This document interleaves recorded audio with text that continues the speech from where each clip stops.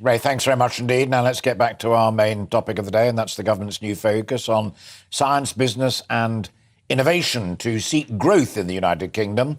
But the question is, who will do what, where and how? The return of a new trade business department, bolting those two together, and the creation of a new business, innovation and science department. They certainly got their work cut out, and we had fascinating conversations earlier with, I hope you agree, Digby James and Mike Rake, who are, as it were, big business people from the front end. I'm delighted now to be joined by the new Minister of State at that new Department for Science, Innovation and Technology, George Freeman, Member of Parliament. Now, George, before entering Parliament, had a career in biomedical venture capital, so is very much a been there, done it guy. And you and I have worked together on a couple of occasions, not least for the Spectator magazine at their health debate, where we talked to people like Phillips about what they were trying to do. What do you think, as a former minister in this area, but also a former investor in this area, that people like you and your fellow ministers can bring to the party to capture innovators and help them become vibrant businesses that can monetize their genius and monetize their efforts and help the entire United Kingdom economy? Yeah, thank you, Alastair. Thank you for highlighting this on your show. It's a really important topic for the UK. As you say, I was a 15-year career in clean tech, agri-tech and biotech venture capital before coming to Parliament 12 years ago. And I've been campaigning constantly with all the prime ministers as they've come and gone, that the only way we will get this country out of the boom and bust of short-term economic cycles is to invest more and commercialize better our deep science, research, technology and innovation.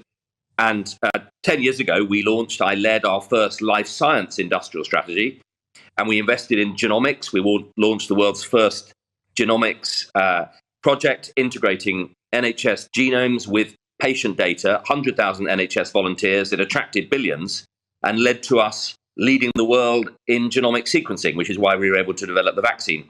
But the truth is, we can do this in a whole raft of other areas, in fusion energy, in quantum technology, in AI, in agri-tech, in robotics. And so what we've done, I was Minister of State for Science, Technology and Innovation in the former Department for Business, BEIS. And what the Prime Minister has decided, and I'm absolutely delighted, I think he's done the right thing, is that if we're really going to deliver this vision, you need a dedicated, focused department. So this week, he's created, for the first time in the UK, a dedicated department for science, technology and innovation. And I think to your question, how? What are we going to do differently? I think firstly, in order to really take some big bets and back some of our big science and technology, whether it's space or whether it's fusion power, you need at the heart of government a body capable of taking the big decisions. That's why we've set up the National Science and Technology Council, sits alongside the National Security Council. Secondly, you need a department that is really focused. And BEIS was a huge department. The E stood for energy, so it was doing all the energy, all the net zero. And as Minister of State for Science and Technology, it was about 3/4 of the budget of BEIS, 2/3, 10 times bigger than the Department of Culture, Media and Sport. But it was a sidebar on that department. So we've created a dedicated department, and I'm absolutely convinced that we've got a chance here to really drive the leadership through the centre of government to make sure that we're not just winning the academic prizes, which is what we've done for years, but we're actually commercialising better. So in fusion, for example... So brilliant young men and women who come up with a great idea in the next generation of technology, telecoms, artificial intelligence, any of those, they get in touch with you and Michelle and try to persuade you that they are potentially flavour of the month. And I hope I'm not misinterpreting what you just said, George, but you stand ready to back them if needs be. Yeah, we've just to be clear, we've committed in this 3-year comprehensive spending review, the budget for the government for this next 3 years, a very tight budget, necessarily because we're trying to control inflation. We've put a 30% increase in our public R&D. We're going from 15 billion a year to 20 billion a year. And we've put a 50% increase into Innovate UK, which is the agency that supports emerging science and technology businesses. And we're doing three other really important things.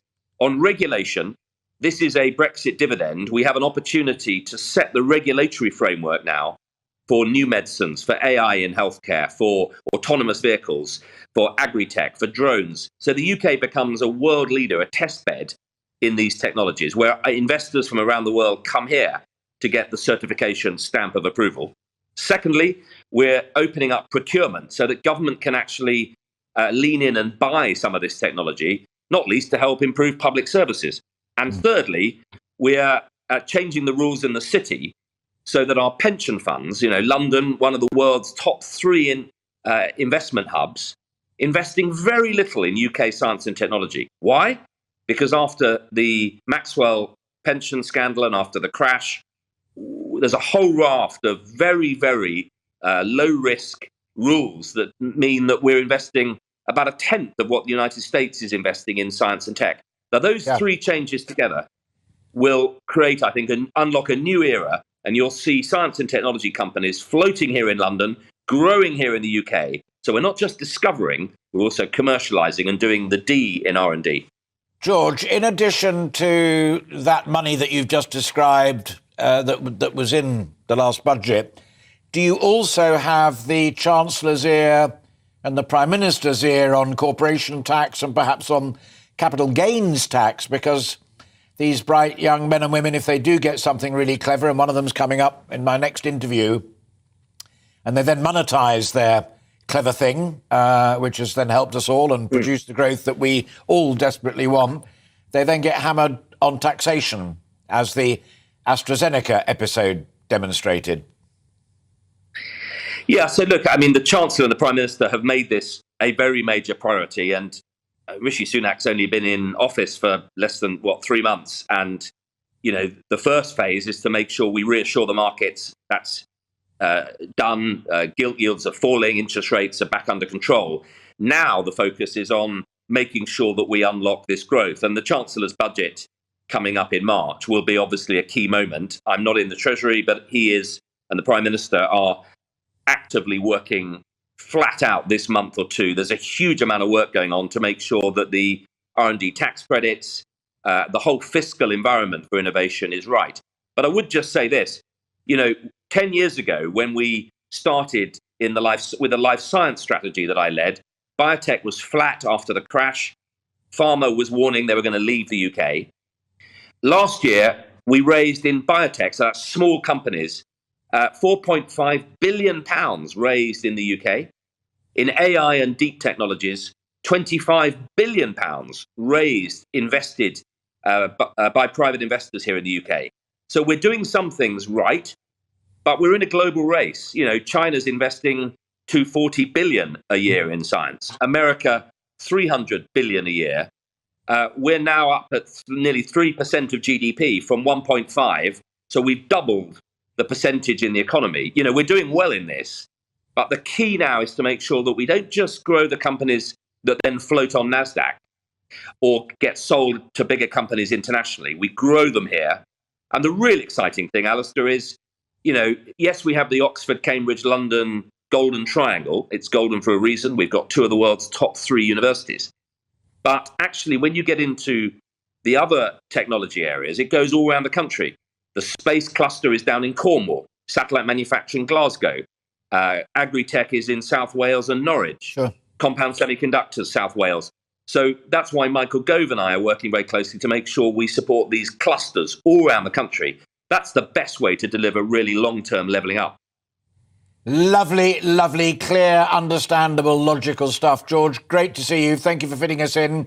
I know it's a busy weekend. I asked you personally as well as the team asking you, and I'm really grateful for you coming on the programme and having your fourpenneth and hopefully more, if it all goes well, on how we can boost the prospects of these brilliant young men and women who have got great ideas. And I'm delighted to be talking next to one of them, or he had a great idea with his partners a little wee while ago, and that's David Nunes, who's the co-founder of British tech company Previol investment company, and also the investment company Fearless Adventures. Were you able to hear what George was just saying there? Absolutely, and thank you for having the show, Alastair. Did that fill you with enthusiasm, or did you think that that was a Conservative minister basically explaining how they wanted to be interventionist but still leave you and your colleagues in the driving seat? Well, I think the question you started the show with is the how. And, what we see today is Rishi, he's obviously got a penchant for innovation and science, which is great, and it's fantastic to hear. The big question is Rishi a manager or is he a leader? Managers' first solution to problems is normally structural. How do I structure my team in a way to get this done? And, although it's great to have that voice at the table, I think the real clear piece now is the delivery. And I think one of the challenges that I see is even so quickly they've outlined their kind of first 6 priority outcomes of this new unit. And when you read them, it really fills you with, I'm really not too sure. 2 of them are around kind of how we become regulatory leaders. I'm never sure how a country can be kind of, global innovation leaders by focusing on regulations. One of them is, and to George's point, the idea that this unit has to focus 100% in delivering science innovation. How they do that by figuring out how to get gigabit internet across the UK at the same time. I mean, come on, that's an infrastructure project. The whole country needs that. So let's set this up for success. Let's get these people focused on delivering true innovation, supporting, startups and large companies to invest in the UK and to commercialize their products. And let's not distract them with huge infrastructure projects and regulatory burdens. Sure. Because the thing that strikes me, and I'm not anti at all, I'm genuinely deep down very pro. I love the idea, but I've been around long enough to know that government doesn't have a great track record, whether it's a Conservative government or a Labour government, in backing winners. That's kind of not what they do. That's what people like you do. You are winners. You come up with your own brilliant ideas, and then you create an investment company. I mean, interestingly, George in a previous life did back winners because he was a venture capitalist in startups on science technology. But as an entrepreneur, are you confident, having listened to George, that this is a right and proper thing for His Majesty's ministers to be doing? Look, I think having the voice at the table, Rishi now has somebody to talk to about this stuff that he's excited about, which is great. They can create a framework, even a language to talk about what innovation is and how it can help the country. Even to have that conversation, I think is positive. I think some of the challenges are, though, even in April this year, they're reducing R&D tax credits. So on one hand, they're saying we're going to become innovation and science leaders. At the next minute, they're reducing the tax incentives to small companies and large companies alike to really deliver on innovation. So those things are diametrically opposed. And I think those are the sort of things that need sorting out very, very quickly. And was I right in suggesting to George and also to Mike and Digby that the tax regime for individuals and for corporates and capital gains tax, which you will be very familiar with, I'm sure, is a potential, all of it is a potential disincentive to people like you who come up with a great idea, sports technology, and think, yes, let's do it here, but then maybe have second thoughts like AstraZeneca and think, well, maybe, might make a bob or two more if we do it in Ireland?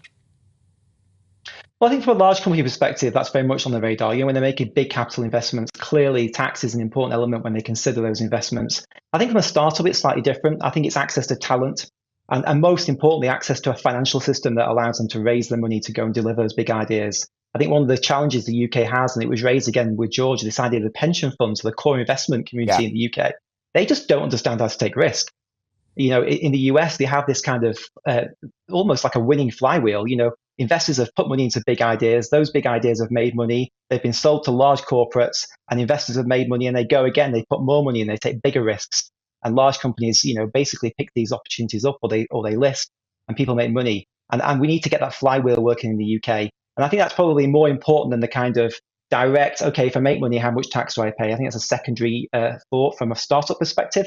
But I think that is a big, impactful, important part of a large company's choices. Great to meet you, albeit via television, radio, and congratulations on what you've done up to now, and good luck in all that you do going forward. And thanks for giving ear to what my friend George Freeman was saying and commenting so objectively and lucidly upon it. Thank you very much indeed. That's David Younes, co-founder of British tech company Previal and investment company Fearless Adventures. We wish them all well. My next guest is Donna James, who I mentioned not by name but by role, as it were, in my conversation earlier on with Digby and Mike. The reason for that, if you remember rightly, was that Donna is research director at the tech recruitment company Populous Select. The context in which I mentioned you and said I was thrilled to bits that you were coming up in our conversation was because Digby was, who's an old mate of mine, and I'm sure you know, former trade minister going way back when, but also boss at the CBI. And he said, reflecting upon the AstraZeneca decision, it wasn't just about corporation tax, it was also about the availability of skilled labour. And George Freeman was just saying that his department needs to be working very closely with the education department as well and the universities to make sure that we are producing the sufficient numbers of folk that if a company like David's comes along to you and says, hey, we need X, Y, and Z, always reminds me of Dyson going to government saying, I don't have enough engineering graduates available to me at Dyson. And so Joe Johnson, Boris's little brother, who was the universities minister at the time, said, well, build your own university then, make your own. We're a bit ahead of that now, aren't we? I think we are. First, thank you for having me on the show, Alastair. It's a delight to be on. You're quite right in pointing out that skills, producing sufficient skilled and numerous STEM workforce is the key to moving forward with the aims of this not insignificant machinery of government change. So in the 30 years that I've been doing labour market research, we've seen that dearth of engineers and a dearth of STEM skilled workforce, particularly women who suffer from, we see this leaky pipeline where the number of women diminishes at each stage of each stage of a career turn point. We are seeing engineers and skilled people coming through, but not enough. I mean, in our whole workforce, we're seeing a lack of skilled people. We're seeing skill shortages, and that's more so in the STEM workforce. If you look at the House of Commons, only 22% of our MPs come from a STEM occupational or STEM occupation or academic background. So the key is to grow more homegrown engineers, technical staff at all levels. The new apprenticeships are working. That's a good step forward. But we're still suffering those shortages. And, I'm afraid to say that looking at primary school children, and I've done a lot of research with secondary schools students, but recently, last year, I did some research with primary school children, and we've still got a bit of a problem even at that level. You've got a lack of awareness of what an engineer is and a lack of desire to go down that route. Sure. It's really quite worrying, especially amongst young girls. They don't like the idea of engineering. They think it's dirty.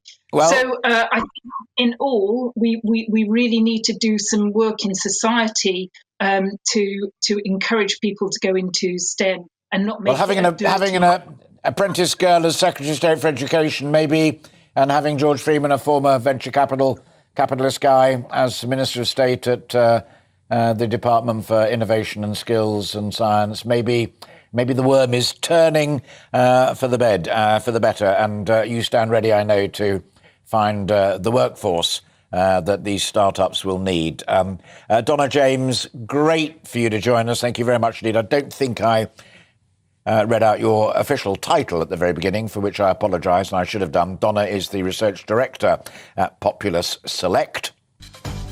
And those were her thoughts on what's going on the innovation, science, technology front to create growth, jobs and wealth in this great country of ours.